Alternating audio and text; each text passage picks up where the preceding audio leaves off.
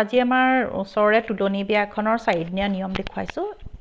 এয়া গোপিনীসকল আহি মাহ প্ৰসাদ ধোৱা, ফল মূল কটাত লাগিছে, চাকি বন্তি সাজু কৰিছে। কইনাৰ বৰমাকে সকলোকে তামোল চালিৰে আদৰণি জনাইছে। আৰু আহিব মানুহ, আহিবলৈ আছে, এইগৰাকী আগতে আহিলে, আহি কাম কাজবোৰ আগবঢ়াইছে। কইনাৰ মাক ইটো সিটো যোগাৰ দিছে, দেউতাক দৰা ধপৰা কৰি আছে, ব্যস্ততা। এয়া কইনাৰ জেঠায়েক, এয়া ওচৰ চুবুৰীয়া খুৰীসকল আহি যা যোগাৰ কৰিছে। এয়া কইনাৰ বৰমাকে মিঠাই প্লেট সাজু কৰিছে। এয়া কইনাক উলিয়ালে, নোৱাবলৈ নিছে মাকে। কইনা আমাৰ ওখ পাখ একেবাৰে। আজি এতিয়া মাকে মাহ হালধি সানি সেইখিনি দেখুওৱা নহ'ল আৰু।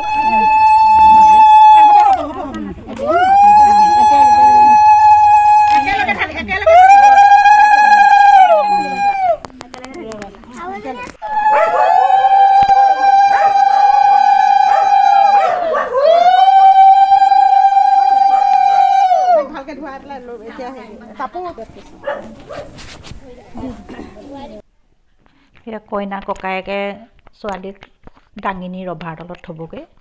আচলতে ইয়াত পুৰুষৰ ইমান হেৰি নাই যদিও এইটো এটা নিয়মেই বুলি ক'ব পাৰি। ৰভাৰ তলতে ছোৱালীক দাঙি আনিব লাগে। এয়া মাকে ছোৱালীয়ে এতিয়া গোপিনীসকলৰ ওচৰত সেৱা ল'ব, মাতটো কাঢ়িব। এয়া কেমেৰামেনৰ এখন ফটো মাজতে লৈ ল'লোঁ। তাৰপিছত এয়া কইনা আৰু কইনাৰ মাকে সেৱা ল'বলৈ লৈছে।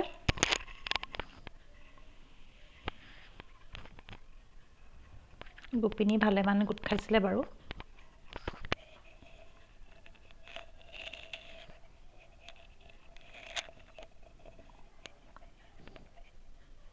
এয়া পাকঘৰত চুবলৈ চাহৰ জুতি লৈছে। এয়া নবৌৱেক কইনাৰ, এয়া ওচৰৰ খুৰী, এইগৰাকী বৰমাক পাতেই নাই, কামৰ কৰি আজৰিয়ে নাই কাম কৰি। চাওঁ, ঘূৰি দিয়কচোন, ঘূৰি দিয়ক, ফটো এখন তোলোঁ।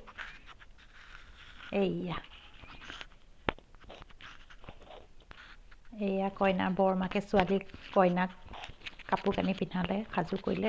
মুগাৰ ৰিহা মেখেলা, চেলেং, মূৰ বান্ধি দিলে। এতিয়া সেন্দুৰৰ ফুট এটা দিব ধুনীয়াকৈ। এইটো আমাৰ আগৰ পৰাই চলি আহিছে, সেন্দুৰৰ ফুট দিয়াটো এটা নিয়ম। গোপিনীসকলে উৰুলি ধ্বনিৰ মাজত তাক সেন্দুৰৰ ফুট দিয়া হ'ল।